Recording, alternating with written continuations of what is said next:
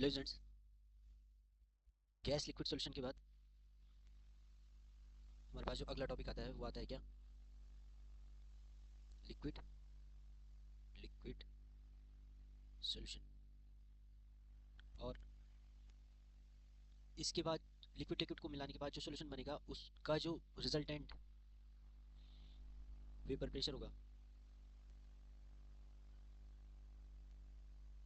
इसकी कैलकुलेशन के लिए इसके बारे में बताता है हमें एक बहुत इंपॉर्टेंट रूल, राउल्स। ठीक है, तो इतना तो हमें क्लियर हो गया होगा कि जो राउल्ट का नियम है वो किसके लिए आता है? लिक्विड लिक्विड सॉल्यूशन के लिए। और ये बताता है किसके बारे में? वेपर प्रेशर के बारे में, कि टोटल वेपर प्रेशर कितना होगा। तो राउल्ट का लॉ है जो दो केस पे डिपेंड करता है। केस वन, पहला, क्योंकि लिक्विड के बारे में हमें पता है कि इंटरमॉलिक्यूलर फोर्सेस के बेस पे दो टाइप के होते हैं, वॉलेटाइल और नॉन वॉलेटाइल।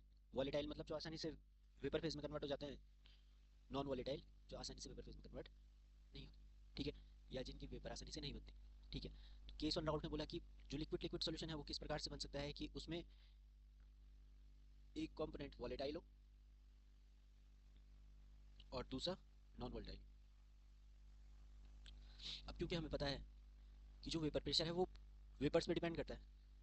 ठीक है, जिस लिक्विड की वेपर बनेगी वो वेपर उसके सरफेस में कितना प्रेशर लगाएंगी वो कहलाता है उस लिक्विड का वेपर प्रेशर। ठीक है, इस केस में जो सॉल्यूशन का टोटल वेपर प्रेशर है वो प्रोपोर्शनल हो जाएगा किसके? क्योंकि वेपर बन रही है वॉलेटाइल लिक्विड की, तो वॉलेटाइल लिक्विड की मात्रा के, कि इसकी अमाउंट के। और अमाउंट हम दिखाते हैं किससे? मोल फ्रैक्शन से। ठीक, तो एक्स वॉलेटाइल क्या हो जाएगा? Mole fraction of volatile liquid. ठीक, ऐसे ही दूसरा केस बनता है। तो दूसरा केस आपको समझ में आ गया होगा कि पहले केस में अगर जो एक वॉलेटाइल है एक नॉन वॉलेटाइल है, दूसरे केस में दोनों क्या हो सकते हैं? वॉलेटाइल नेचर के हो सकते हैं। ठीक, और अगर जो दोनों वॉलेटाइल नेचर के हैं तो यहाँ पे हम देख लें कि अगर जो दो लिक्विड हमने ले रखे हैं, ये रेड वाले में एक लिक्विड बना देता हूँ और ऐसे में ब्लू में यहाँ पे डाल देता हूँ बीच में। ठीक है, अब हमें क्या पता चल रहा है कि रेड रेड वाले को मैं ए से डिनोट कर देता हूँ, ब्लू वाले को बी से। ठीक है, तो हमें यहाँ पे क्या देखने के लिए मिला? क्योंकि दोनों वॉलेटाइल हैं तो दोनों की वेपर बनेंगी। ठीक है, तो जो लिक्विड का टोटल वेपर प्रेशर है वो इनके दोनों जो हमारे पास के कंपोनेंट है इनके वेपर प्रेशर्स की सम के बराबर हो जाएगा। ठीक है, तो पी टोटल मैं लिख सकता हूँ P A, vapour pressure of A plus vapour pressure of B. जहाँ पी ए क्या हो जाएगा? Vapour pressure of A.